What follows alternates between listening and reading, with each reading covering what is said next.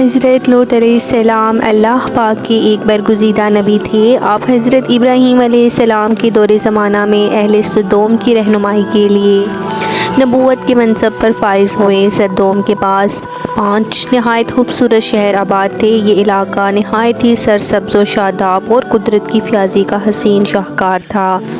یہاں باغات کی کثرت تھی، لہلہاتی کھیتیاں یہاں کی ضروریات سے کہیں زیادہ تھیں۔ اردن، شام اور اسرائیل کے درمیان بسا ہوا یہ علاقہ نہایت ہی زرخیز تھا۔ یہی وجہ تھی کہ آس پاس کے بستیوں کے لوگ بھی اپنی معاشی اور غذائی ضروریات کو پورا کرنے کے لیے ان بستیوں کی طرف آتے تھے۔ مگر یہ بات سدوم کے لوگوں کو بالکل بھی پسند نہ تھی۔ ان کے خیال میں ان کی بستیوں میں پیدا ہونے والے پھلوں، اناجوں اور سبزیوں پر صرف انہی کا حق ہے۔ وہ نہیں چاہتے تھے کہ دوسری بستیوں کے لوگ ان کے علاقے میں آئیں۔ دن سدوم کے لوگ اسی بات پر غور و فکر کر رہے تھے کہ باہر سے آنے والے لوگوں کو یہاں آنے سے آخر سے روکا جائے کہ ابلیس ایک بزرگ کی شکل میں ان کی محفل میں آیا اور کہا، کیا چھڑوانا چاہتے ہو تو میرے کہنے پر عمل کرو۔ ابلیس نے کہا کہ اگر تم میرے کہنے پر عمل کرو گے اور ان لوگوں سے نجات پاؤ گے جو تمہاری بستی میں آ جاتے ہیں، جو ایسا کرو جب بھی کوئی شخص تمہارے علاقے میں آئے تم لوگ زبردستی اس کے ساتھ اپنی خواہش پوری کرو۔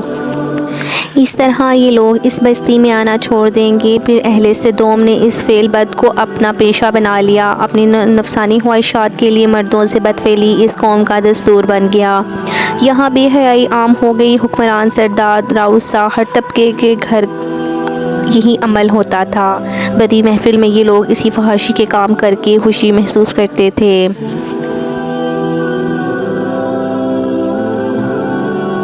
تلمود میں لکھا ہے کہ اہل سدوم اپنی روزمرہ کی زندگی میں سخت ظالم، دھوکے باز اور بدمعاملہ تھے۔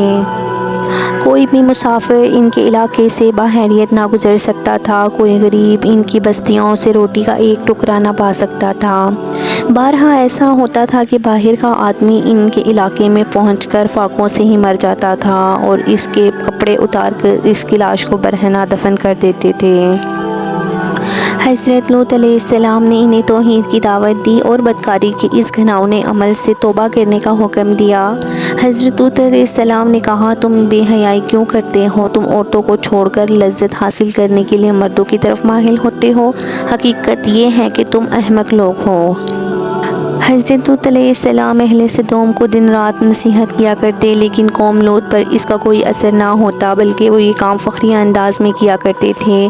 انہیں حضرت لوط علیہ السلام کا سمجھانا بھی برا لگتا تھا، لہٰذا انہوں نے صاف صاف کہہ دیا کہ اگر تم ہمیں اس طرح برا کہتے رہے اور ہمارے کاموں میں مداخلت کرتے رہے تو ہم تمہیں اپنے شہر سے نکال دیں گے۔ حضرت لوط علیہ السلام نے نصیحت کا یہ سلسلہ جاری رکھا۔ لہٰذا ایک دن اہل سدوم نے خود ہی عذاب الہی کا مطالبہ کر دیا۔ اللہ تعالیٰ نے اب تک ان کے اس بدترین فحاشی اور بدکاری کو ڈھیل دے رکھی تھی، لیکن جب انہوں نے حضرت لوط علیہ السلام سے ایک دن کہا کہ اگر تم سچے ہو تو ہم پر عذاب لے آؤ، لہٰذا ان پر عذاب الہی کا فیصلہ ہو گیا۔ اللہ تعالیٰ نے اپنے خاص فرشتوں کو دنیا کی طرف روانہ کر دیا۔ پھر یہ فرشتے حضرت لوط علیہ السلام کے گھر تشریف لائے۔ حضرت لوط علیہ السلام نے جب ان خوبصورت اور نوعمر لڑکوں کو دیکھا تو سخت گھبراہٹ اور پریشانی میں مبتلا ہو گئے۔ انہیں یہ خطرہ محسوس ہوا کہ ان کی قوم کے لوگ نے اگر انہیں دیکھ لیا تو وہ نہ جانے ان کے ساتھ کیا سلوک کریں گے۔ حضرت لوط علیہ السلام کی بیوی کا نام وائلہ تھا۔ اس نے آپ پر ایمان نہ لایا تھا اور وہ دراصل منافقہ تھی جو کافروں کے ساتھ تھی، لہٰذا اس نے جا کر اہل سدوم کو یہ خبر دے دی کہ لوط کے گھر نوجوان لڑکے مہمان ٹھہرے ہیں۔ یہ سن کر بستی والے دوڑے ہوئے حضرت لوط علیہ السلام کے گھر پہنچے۔ حضرت لوط علیہ السلام نے کہا، اے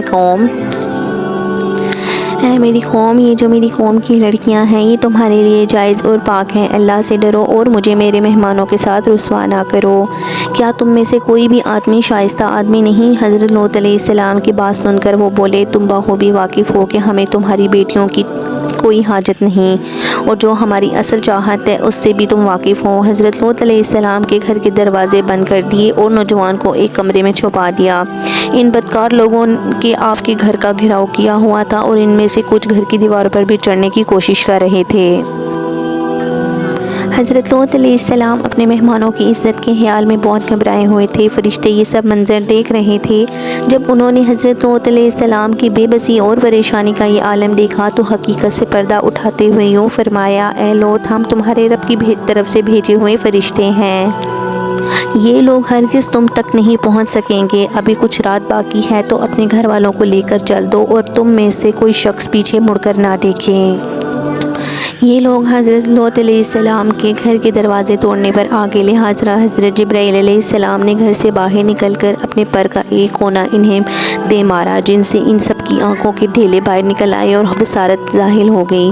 یہ خاص عذاب ان لوگوں پر پہنچا جو حضرت لوط علیہ السلام کے پاس بدنیتی سے آئے تھے۔ حضرت لوط علیہ السلام حقیقت حال جان کر مطمئن ہو گئے اور وہ اپنے گھر والوں کے ساتھ رات ہی کو نکل کھڑے ہوئے۔ اس وقت ان کی بیوی ان کے ساتھ تھی، لیکن کچھ دور جا کر واپس اپنی قوم کی طرف پلٹ گئی اور قوم کے ساتھ جہنم رسید ہو گئی۔